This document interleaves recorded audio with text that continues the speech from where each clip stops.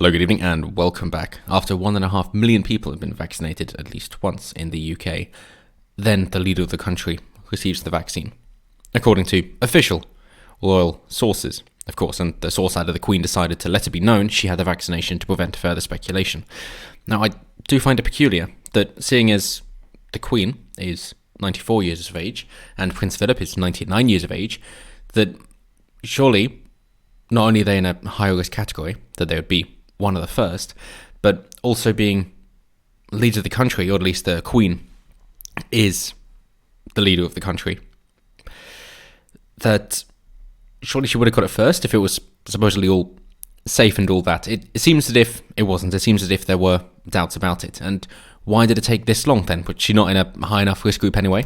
Well, there is a company that's apologised for offering £5,000 for a vaccination offer. And I'm not at all suggesting they're related. Of course not. Of course not.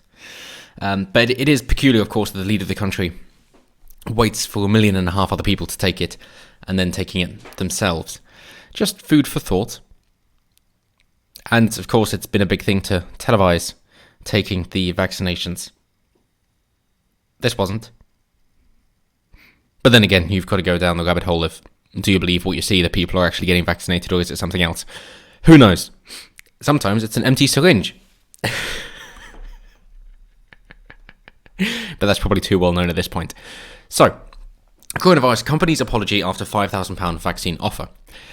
So yes, moving on, that within the UK with our NHS, they're saying that the vaccine will be distributed solely by the NHS. You cannot pay to jump the queue. It doesn't matter how much influence or money you have or who you are. Nope, everybody is going to be equal. We have our way laid out for the order of which we wish people to be vaccinated, with our 6 different groups. As you see here, care home residents and workers, then people aged over 80 and frontline health and social care workers, followed by people aged 75 to 79, and then people aged 70 to 74 and clinically extremely vulnerable people, then 65 to 69, then people aged 16 to 64 with underlying health conditions, and then it just drops down by 5 years, 60 to 64, 55 to 59, and 50 to 54. And that's it. And then, presumably, everybody else who wants one. But that's the idea. So, of course, it's not quite well known enough as to how accurate they have to be, that every single care home resident or worker has to be vaccinated, and we've got to hold off vaccinating anybody else aged over 80 if there's a delay. It doesn't quite seem to be like that. It's just priorities, essentially.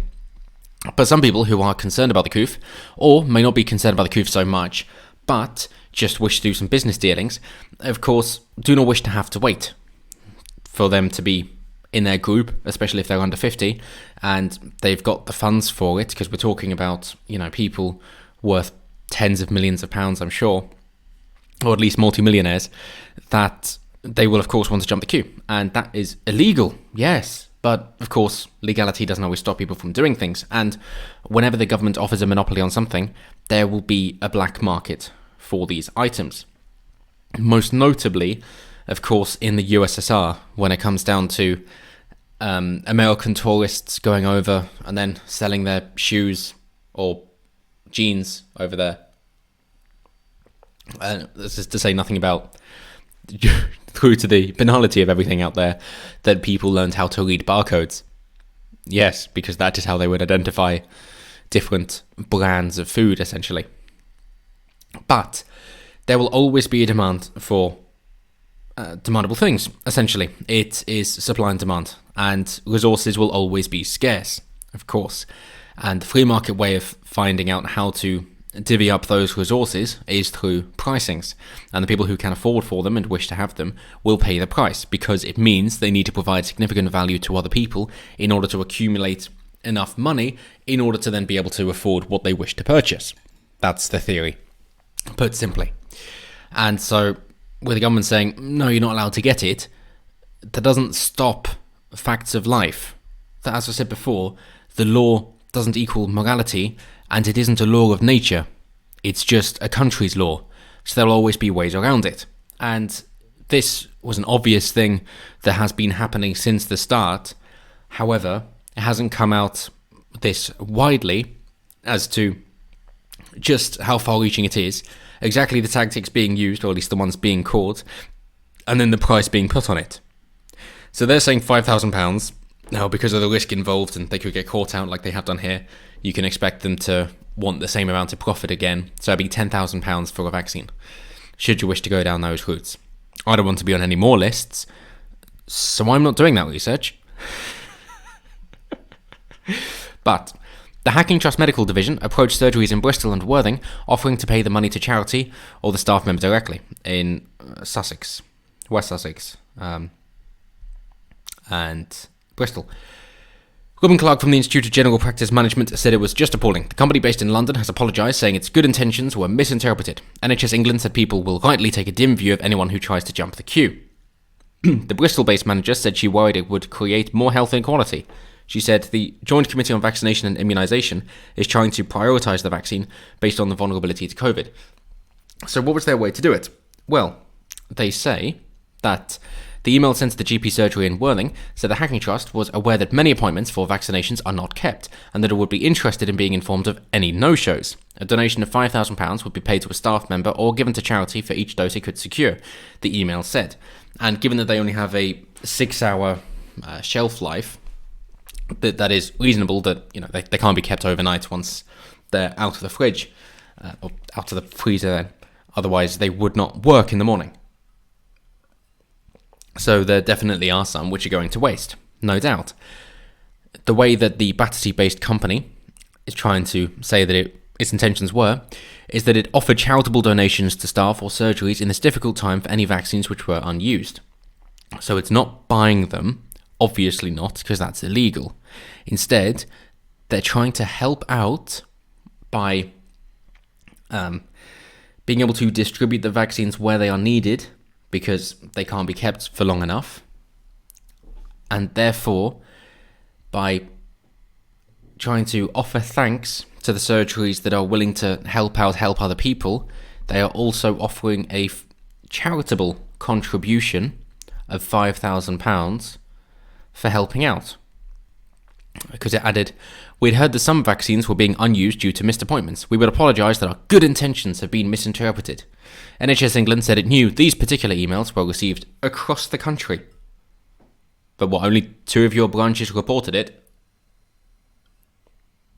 Wonder what happened to the other ones. But Dr. Nikki Kanani, GP and NHS Medical Director for Primary Care, said hundreds of NHS teams across the country were working hard to deliver vaccines quickly to those who would benefit most. NHS staff will never ask for or accept cash for vaccines, she said.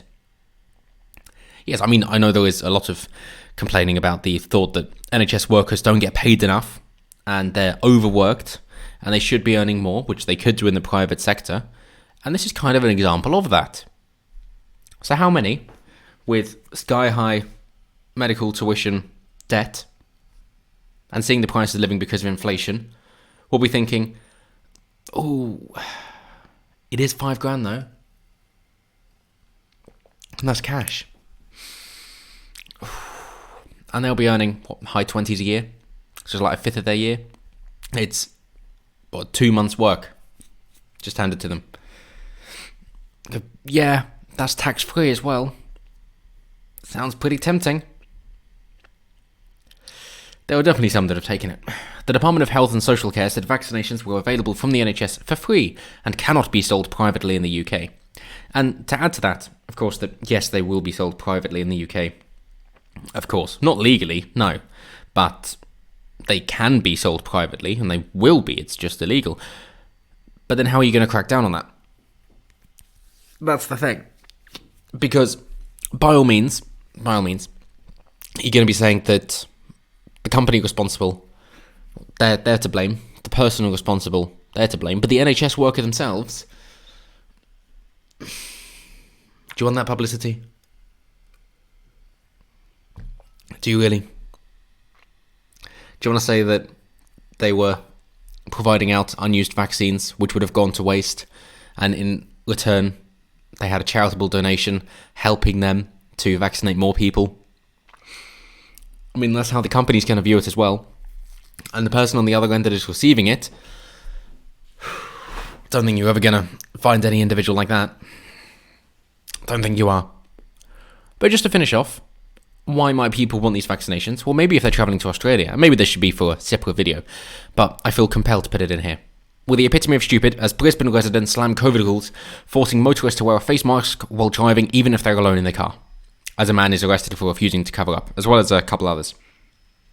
That their 3-day snap lockdown because they've got a second person who's been tested positive for the Kent mutation from the UK. Wow. But at present, the police, they've got their 40,000 free masks for people that they can hand out, that's fine. They also have $200 fines to say, you're not doing what I say, so give me money instead and I'll leave you alone. Okay, it's not supposed to quite sound like that, but that's what it is. Anyway, those fines are not enforceable. However, they can say, go home, you're not going home. Well, that's a $1,300 fine then. That's it. So, of course, wearing a mask means you don't spread it to anybody else. So, do you need to wear it in your vehicle? Yes. Yes, you do, according to Queensland Health. Good job. One of the few accounts left on Twitter. But, yes, cool. Because their point being that we're asking you to wear a mask in the car because a consistent approach helps keep people safe. We want you to wear a mask when you leave home by whatever means, for whatever reason, walk, drive or cycle. Put a mask on when you leave home and keep it on unless you're taking it off for an allowed purpose. Notes to follow. If everyone in Greater Brisbane gets in the habit of putting a mask on whenever they leave home, they're more likely to keep it on. And that's the thing that will help keep people safe and reduce the likelihood of a longer lockdown. So yes, as you lock your door going out, put on your face mask. Because then you won't forget to put it on when you actually have to put it on. And yes, all those places which require you to wear a face mask do have people out the front demanding that you wear a face mask. But you'll forget it. Obviously. Yeah. So I presume then that also means for all purposes outside of home, even if you're in your own little cubicle, still going to wear a face mask. Might help stop the smell, I suppose. So obviously there's been a great backlash from Brisbane residents saying, what the fuck are you on about? This is ridiculous. Others, though, have chosen to go for some laughs instead. And we'll get back to the arrests in a moment. But the Yvette, the MP there, says if anyone in the Greater Brisbane area is leaving their home, they must wear a mask throughout the entire period they're out until they get home. This includes while driving. Of course, responses are saying, what the fuck are you on about? For some people, of course, if they wear glasses, their glasses steam up while they're wearing a face mask. Fair enough. Normally, not a safety issue. When driving, very much a safety issue. Very much. But comical responses instead that they decided to take a different tact in order to try and mock people because that's the best way to do it. Obviously, if you're trying to draw attention to something, if you can make people laugh at it, then that is the way that you wish to take it.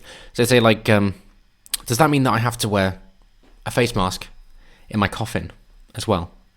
Or if I live alone, drive alone, does that mean that I should be wearing a face mask at home as well? Or having a face mask on in your car alone is a bit like going home alone and wearing a condom.